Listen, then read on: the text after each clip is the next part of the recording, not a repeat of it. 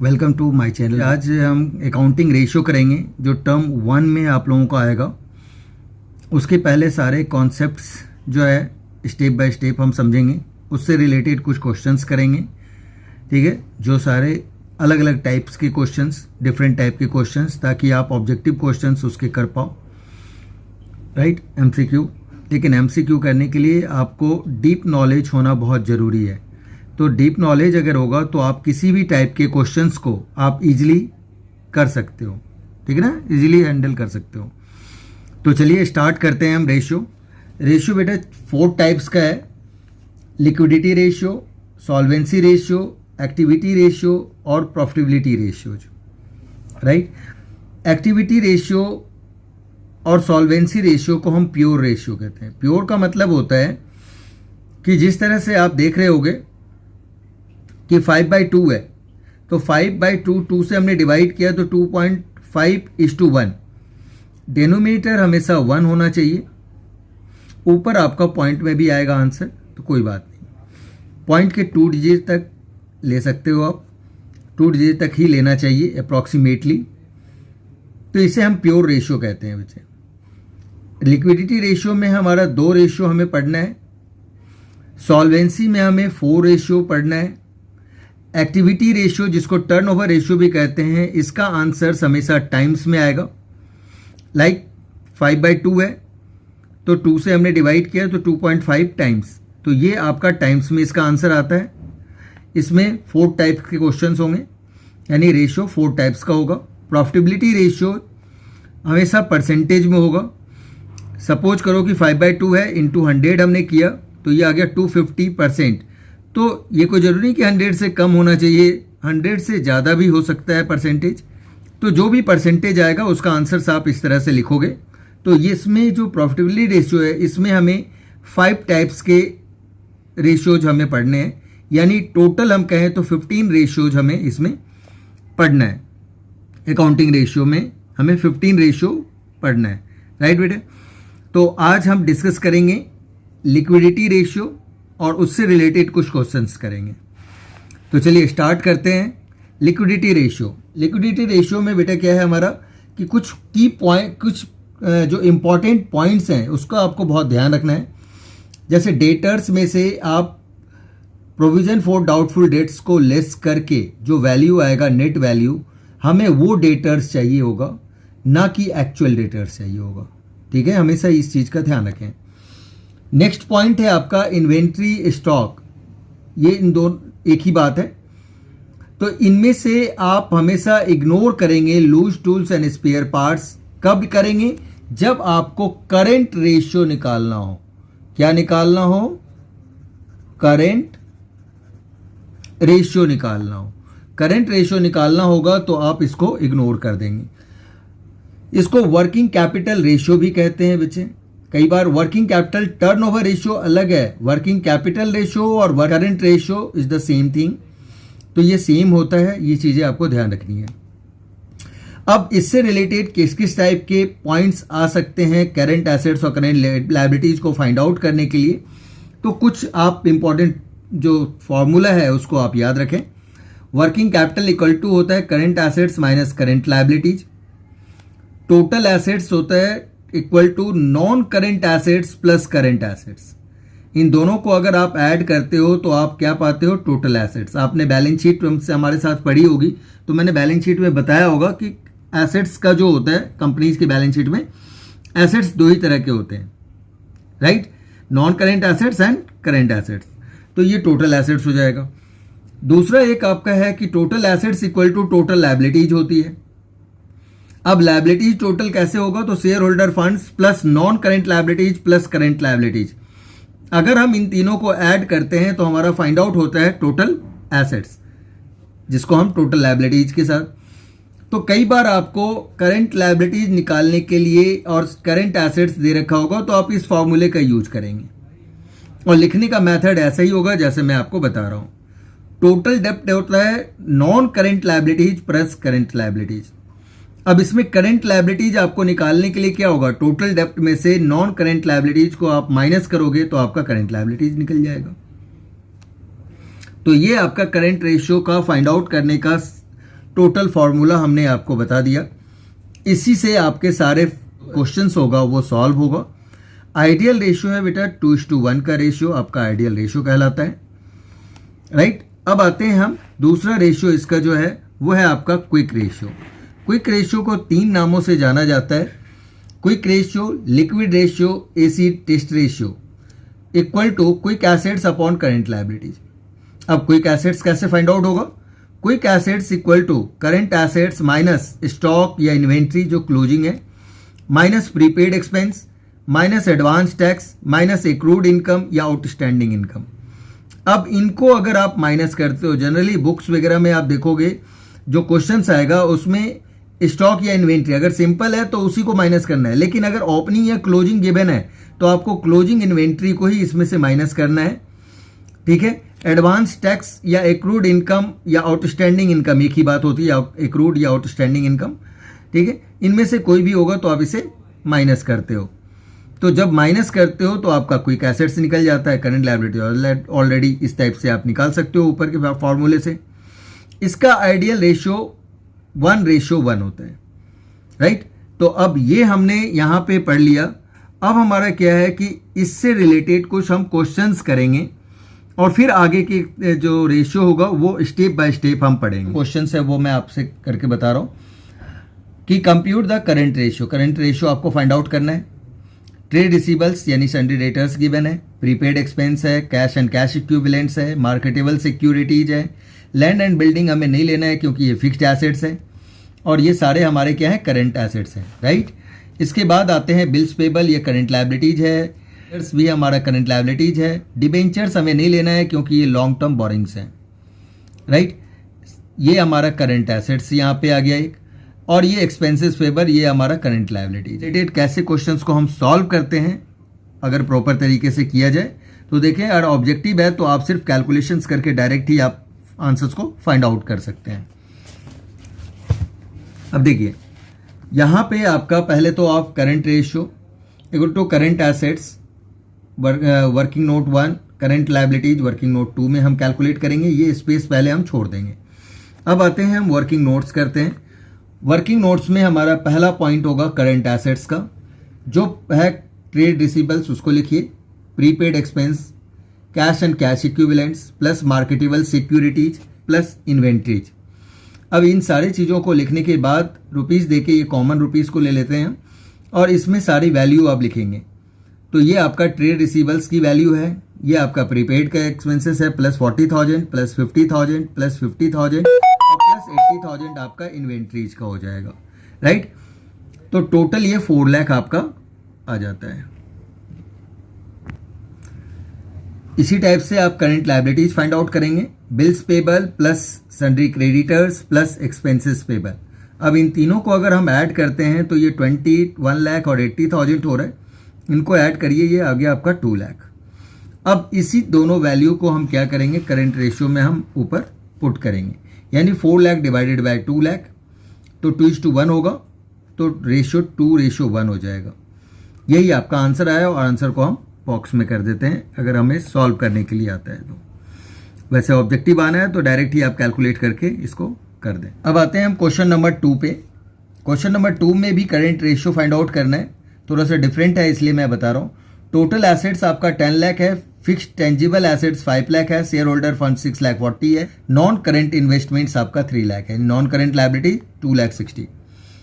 अब आप कैसे निकालोगे? यहाँ तो करंट आपको चाहिए क्या, करंट एसेट्स और करंट लायबिलिटी चाहिए। तो अब देखिए, अब जो फॉर्मूला मैंने आपको करंट रेशियो के टाइम आपको बताया था वो सारे फॉर्मूले यहाँ यूज होंगे। तो यहाँ पे हम करेंगे क्या, current ratio equal to current assets upon current liabilities, working note 1 working note 2। अब हम यहाँ पे स्पेस छोड़ देंगे और आगे वर्किंग नोट करेंगे। 1 में हमारा आएगा total assets equal to fixed assets plus non current investment plus current assets. तो 10 लाख आपका टोटल एसेट्स गिवन है, फिक्स्ड एसेट्स आपका 5 लाख गिवन है और नॉन करेंट इन्वेस्टमेंट आपका 3 लाख गिवन है क्वेश्चन में, ठीक है। और ये हमें फाइंड आउट करना है। तो अब देखिए, आप 8 है, 10 में से 8 गया तो कितना आ जाएगा 2, यानी कि CA आपका यानी करेंट एसेट्स आपका आ गया 2 लाख। क्लियर है ये चीज़ें। नेक्स्ट जो फॉर्मूला हमने कहा था सेकंड के लिए करंट लायबिलिटीज का, वो हो जाएगा total assets equal to total liabilities होता है, और टोटल लायबिलिटीज इक्वल टू होगा shareholder funds plus non current liabilities plus current liabilities. अब टोटल एसेट्स 10 लाख गिवन है, शेयर होल्डर फंड्स 6,40,000 गिवन है, और नॉन करेंट लायबिलिटीज 2,60,000 गिवन है। तो ये आपका फाइंड आउट हो जाएगा। अब इन दोनों को अगर आप ऐड करते हो तो ये आता है 9, और 9 10 में से 9 गया तो कितना आ जाएगा 1 लाख। तो 1 लाख आपका करेंट लायबिलिटीज आ गया। अब इसकी वैल्यू को हम वहाँ पे पुट करेंगे।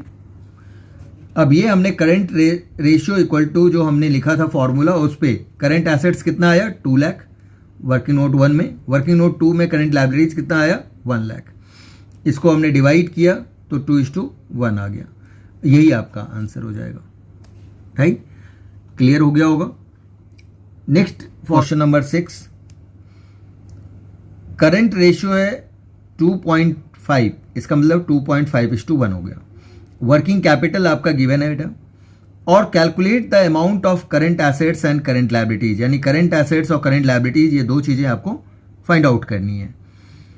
तो अब आप कैसे करेंगे, तो देखिए आप सबसे पहले हम क्या करेंगे, current ratio equal to current assets upon current liabilities, ये फॉर्मूला लगाएंगे। करंट रेशियो आपका 2.5 दे रखा है, यानी 2.5/1 कर देंगे, equal to current assets upon current liabilities. अब क्रॉस मल्टीप्लाई अगर हम करते हैं, ठीक है, तो क्या आ जाएगा, ये 1 CA, तो 1 लिखने की जरूरत नहीं होती है, तो current assets equal to 2.5 CL हो जाएगा। ये हमने इक्वेशन 1 ले लिया। ठीक है, अब वर्किंग कैपिटल का फॉर्मूला लगाएंगे। Working capital equal to current assets minus current liabilities. Working capital आपका 1,50,000 गिवन है, और करंट एसेट्स ऑलरेडी हमने फाइंड आउट कर लिया था 2.5 CL, यही हम यहाँ पे पुट कर देंगे, तो 2.5 CL हो जाएगा और माइनस CL ब्रैकेट में लिख देंगे फ्रॉम इक्वेशन 1।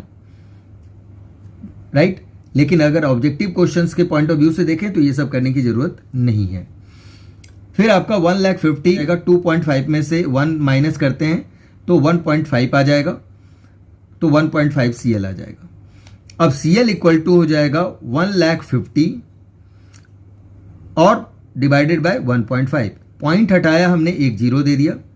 ठीक है, और 15 से हमने इसका डिवाइड किया तो 15 1 जा, और इसके बाद कितनी जीरो है 1 2 3 4 5, तो 1 2 3 4 5, ये आपका 1 लाख आपका करंट लायबिलिटीज आ गया। ठीक है, तो करंट लायबिलिटीज हमारा आंसर आ चुका है। अब आते हैं हम put current liabilities equal to 1 lakh, जो ये 1 लाख है इन इक्वेशन 1। अब इक्वेशन 1 हमारा क्या था, current assets equal to 2.5 CL था, तो 2.5 हो गया इंटू CL की वैल्यू 1 लाख है, तो 1 लाख कर दिया हमने, 2.5 से मल्टीप्लाई किया तो ये 2,50,000 आ गया। तो ये आपका करंट एसेट्स निकल गया। क्लियर है, ये आपका करंट एसेट्स और करंट लायबिलिटीज बोला था निकालने को, ये आपका निकल गया है। क्वेश्चन नंबर 10 करते हैं, जो डिफरेंट टाइप का है, बाकी सारे सेम टाइप के क्वेश्चंस हैं तो आप कर लोगे। A company had current assets 4,50,000 and current liabilities 2 lakh है। Afterwards it purchased goods for 30,000 on credit. इसके बाद हमने परचेज किया 30,000 के क्रेडिट पे। Calculate current ratio after the purchase. तो परचेज करने के बाद आप बताइए कि करंट लायबिलिटीज करंट रेशियो क्या होगा। राइट, क्योंकि करंट एसेट्स करंट लायबिलिटीज दिया हुआ है, लेकिन आपने अगर परचेज किया तो जो अकाउंटिंग इक्वेशन आपने 11th में पढ़ा था वो हम यहाँ पे यूज करेंगे। तो देखिए क्वेश्चंस को हम कैसे करते हैं। क्वेश्चन 10 का करंट एसेट्स करंट लायबिलिटीज 4,50,000 और 2 लाख गिवन है। After it purchased goods for 30,000 के लिए अगर हम गुड्स परचेज करते हैं ऑन क्रेडिट तो क्या चेंज आएगा। तो according to question current ratio है current assets upon current liabilities. Current assets आपका 4,50,000 गिवन है और करंट लायबिलिटीज 2 लाख गिवन है। अब ध्यान से देखो, आप जब आप परचेज करते हो गुड्स क्रेडिट पे तो आपका स्टॉक आपके पास आता है, यानी गुड्स आपके पास आता है, तो करंट एसेट्स आपका इंक्रीज हो जाएगा। और आप क्रेडिट पे परचेज कर रहे हो तो क्रेडिटर्स उतने का हो जाएगा, यानी कि लायबिलिटीज भी सेम अमाउंट से आपका इंक्रीज हो जाएगा। तो करंट एसेट्स और करंट लायबिलिटीज दोनों ही इंक्रीज हो जाएगा। इस तरह से इसकी वैल्यू 4,80,000 और 2,30,000 हो गया। अब 0 0 कैंसिल हो गया, 48 to 23 हुआ। अब इसको हम डिवाइड करेंगे, इसका डिवीजन में बच्चे गलत कर देते हैं, उसका आप ध्यान से देखें। 23 को 48 से जब हमने किया तो 23 इंटू 2 हो जाएगा 46, माइनस किया तो ये 2 आया। अब देखिए पॉइंट किया तो हमने एक जीरो लिया, पॉइंट के लिए हमने क्या लिया, ये एक जीरो लिया।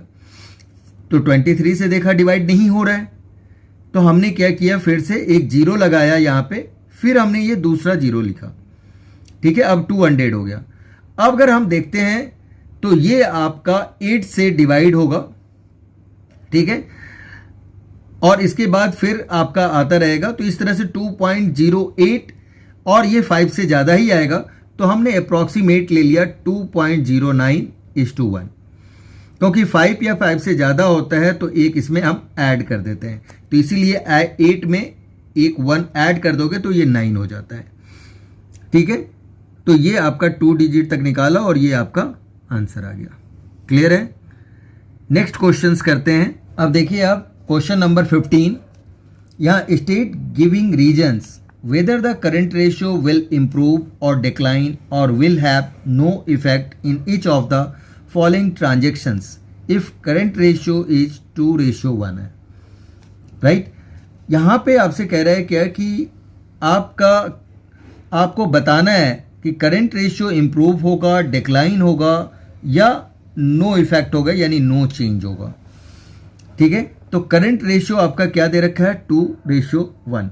तो अब इसको सॉल्व करने के कई मेथड्स हैं, एक तो रेक्टिफिकेशन है, लेकिन एक जो है वो सॉल्यूशंस के साथ है, तो आप वो करेंगे तो आपको कभी भी रॉन्ग नहीं होगा, जैसे मैं आपको बता रहा हूँ।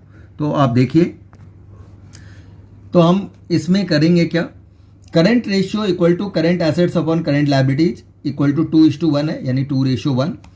Late current assets equal to ₹2 lakh and current liabilities आपका 1 लाख है। हमने लेट कर लिया, तो किस तरह से रीजन देते हैं, रीजन पूछ रहा है आपसे, तो रीजन में ये आ जाएगा और इफेक्ट आपका ये आ जाएगा।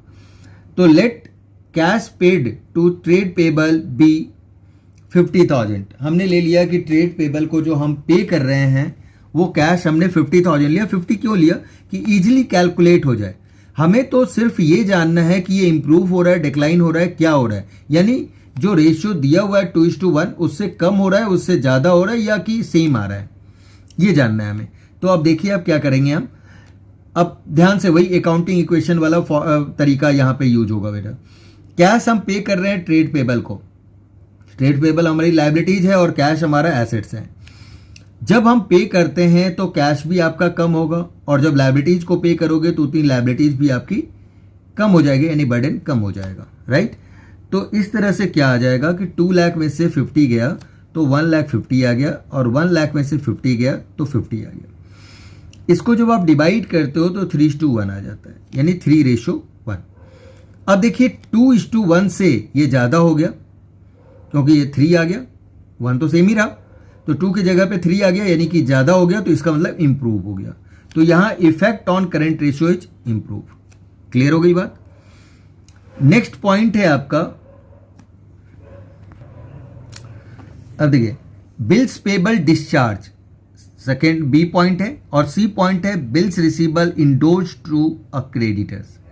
इंडोर्स का मतलब कि बिल्स पेबल हमने दे दिया क्रेडिटर्स को। हमारे पास एक बिल्स पेबल था, किसी ने दिया था, आपने 11th में पढ़ा होगा, बिल ऑफ एक्सचेंज, उससे रिलेटेड है बिल्स पेबल। तो यहाँ हम इंडोर्स कर रहे हैं क्रेडिटर्स को, तो क्रेडिटर्स को हमने सब दे दिया। राइट, तो अब कैसे हम कैलकुलेट करेंगे उसको आप क्वेश्चंस जब सॉल्व कर रहा हूं उसमें देखिए आप। अब लेट बिल्स पेबल डिस्चार्ज का मतलब बेटा कि सेम यही चीज कि कैश पे किया हमने, ट्रेड पेबल, यहाँ बिल्स पेबल को हमने कर दिया। ट्रेड पेबल के अंदर ही आता है bills payable. Trade payable equal to होता है क्रेडिटर्स प्लस बिल्स पेबल को हम क्या कहते हैं, ट्रेड पेबल। तो बिल्स पेबल को अगर आप पे करते हो तो सेम होगा, यही चीजें सेम तरीके से आप लिख देंगे। लेट 50,000 करेंगे, दोनों में माइनस हो जाएगा और फिर आपका यही इंप्रूव आ जाएगा आंसर। तो ये तो आपका हो गया बी पार्ट का। सी पार्ट भी सेम है, बी पार्ट सी पार्ट भी बी पार्ट और ए और बी के तरह ही है। Bills receivable endorse to creditor, अगर आप क्रेडिटर्स को पे कर रहे हो, इंडोर्स कर रहे हो यानी क्रेडिटर्स को पे कर रहे हो आप, ठीक है, पैसा ना देकर आपने बिल दे दिया उसको। मेरे पास जो बिल्स रिसीवेबल था, सपोज करो किसी थर्ड पर्सन का बिल का पेमेंट वो करता है 1-2 महीने में, हमने वो ट्रांसफ़र कर दिया किसको, क्रेडिटर को, तो उतने का क्रेडिटर्स हमारा कम हो जाएगा और बिल्स रिसीवेबल हमारी एसेट्स थी तो वो भी हमारी कम हो गई। तो करेंट एसेट्स और करेंट लायबिलिटीज दोनों ही आपका 50,000 से आप माइनस कर दोगे, तो सेम सिचुएशन ए की तरह ही हो जाएगा। तो आई थिंक ये भी आपको क्लियर हो गया होगा कि ये तीनों ही इम्प्रूव आ रहा है। क्लियर है। नेक्स्ट पॉइंट है बेटे, अब देखिए नेक्स्ट पॉइंट हम ई करेंगे। ई हमारा क्या है, purchase of stock in trade on credit. Credit पे हमने स्टॉक परचेज किया यानी गुड्स परचेज किया। जब हम स्टॉक परचेज करते हैं तो क्या इंपैक्ट पड़ेगा, लेट करेंगे हम, purchase of stock in trade on credit is 50,000, current asset ratio 2 lakh और 1 लाख गिवन है। अब जब आप स्टॉक परचेज करते हो तो आपका करंट एसेट्स आपका इंक्रीज होता है क्योंकि स्टॉक आपके बिजनेस में आ रहा है। ऑन क्रेडिट यानी आपने उधार परचेज किया। जब आप उधार में करते हो तो क्या होता है, लायबिलिटीज भी आपकी इंक्रीज होती है। ठीक है, लायबिलिटीज बढ़ गई क्योंकि अभी आपने पे नहीं किया, बाद में करोगे आप, तो दोनों ही आपका 50,000 से इंक्रीज हो जाएगा। तो ऐसे कंडीशन में क्या होगा, ये 2,50,000 डिवाइडेड बाय 1,50,000, इसको जब आपने डिवाइड किया तो 5:3 आ रहा है और 3 मैंने क्या कहा था, डिनोमिनेटर 1 होना चाहिए, तो 3 से इसे डिवाइड करिए तो ये 1.67:1 आ गया। अब देखिए आप, हमारा जो रेशियो था ओरिजिनल वो 2:1 था, उससे कम आ रहा है। तो जब अगर कम आ रहा है तो हम क्या करेंगे, डिक्लाइन। तो इफेक्ट करेंट रेशियो का क्या हो गया, डिक्लाइन, क्योंकि इस जो ओरिजिनल रेशियो है उससे कम आ गया। इससे ज़्यादा आ जाएगा तो इम्प्रूव और सेम रहेगा तो नो चेंज या नो इफेक्ट, जो भी लिख दीजिए, एक ही बात है। ठीक है, क्लियर हो गई बात। नेक्स्ट एक और दिखाता हूं आपको। अब है एच। एच में कह रहा है कि sale of fixed assets, book value 50,000 for 45,000। Book value कितनी है, 50,000 की, और 45,000 की आपकी है फिक्स्ड एसेट्स। अब देखिए फिक्स्ड एसेट्स है तो इसका इम्पैक्ट तो करंट रेशियो पे, कोई करंट एसेट्स पे कुछ नहीं होगा, कोई करंट एसेट्स नहीं है ये। बुक वैल्यू इसकी थी 50,000 यानी करंट एसेट्स का, तो इसका भी कोई लेना देना नहीं है। ठीक है, करंट एसेट रेशियो से 45,000 आपने बेचा तो कैश आया। जब कैश आया तो कैश आपका क्या है, करंट एसेट्स है, तो आपकी करंट एसेट्स आपकी इंक्रीज हो जाएगी। अब है क्या हो गया, अब क्या कि बुक वैल्यू 50,000 था, 45 में बेचा तो 5,000 का लॉस हो गया। तो बेटा लॉस या प्रॉफिट कैपिटल पे इंपैक्ट डालता है, ठीक है, करंट एसेट्स या करंट लायबिलिटीज पे नहीं, इसलिए उसका भी कोई काम नहीं होगा। तो ओनली 45 का वर्क होगा, जिसे आप देखिए कैसे हमने, ये देखिए करंट रेशियो हो जाएगा 2 लाख और प्लस आपका कैश आ रहा है तो इसलिए 45 आप ऐड कर दीजिए, करंट लायबिलिटीज पे नो इम्पैक्ट। तो 2,45,000 डिवाइडेड बाय 1 लाख होगा, तो इसमें से आप रेशियो निकालेंगे तो क्या आ जाएगा, 2.45:1, यानी 2:1 से ज़्यादा है तो सो इम्प्रूव। समझ में आ गई बात। तो ये है आपका नेक्स्ट पॉइंट आपका जी। एक क्वेश्चंस थोड़ा सा कई बच्चों को लगा था तो मैंने उसमें भी ये भी बता दिया था, तो आपको भी बता देता हूँ। Purchase of stock for cash लिखा हुआ है, तो लेट कर लेंगे इसमें भी कि इसने हमें परचेज किया स्टॉक 50,000 में। अब देखिए इसका इम्पैक्ट क्या होता है, current ratio, current assets 2 lakh और 1 लाख आ जाएगा। जब आप परचेज करते हो तो स्टॉक आपके पास आता है, कितने का आ रहा है, 50, ऐड कर दीजिए। जब आप परचेज करते हो कैश में तो कैश आपके पास से क्या हो रहा है, जा रहा है, राइट। तो जब जाता है तो करंट एसेट्स ही आपका 50,000 से माइनस हो जाएगा। लायबिलिटीज पे कोई इम्पैक्ट नहीं होगा, तो लायबिलिटीज पे कुछ भी प्लस माइनस नहीं करेंगे आप। अब देखिए आप क्या हो गया, प्लस माइनस सेम वैल्यू है, कैंसिल, तो 2 लाख डिवाइडेड बाय 1 लाख यानी रेशियो क्या आ जाएगा, 2:1। तो इसका इफेक्ट क्या हुआ कि नो इफेक्ट लिखेंगे या नो चेंज लिख दीजिए, एक ही बात है। जो गिवन होगा ऑब्जेक्टिव क्वेश्चंस में उस तरह से आप इसको कर देंगे। तो आई थिंक, आई होप कि आपको ये भी क्वेश्चंस क्लियर हो गया होगा। आप लोग सब्सक्राइब करें, लाइक करें और कमेंट करें, और मुझे बताएं वैसे कमेंट में कि आपको मेरा पढ़ाने का तरीका कैसा लग। तो okay bye and take care, God bless you. Ajay एक चीज़ है कि नेक्स्ट में हम पढ़ेंगे क्विक रेशियो का, ठीक है। और अगर मुझे लगा कि वीडियो ज़्यादा बड़ा नहीं बन रहा है तो मैं सॉल्वेंसी रेशियो भी उसी में कवर करूँगा।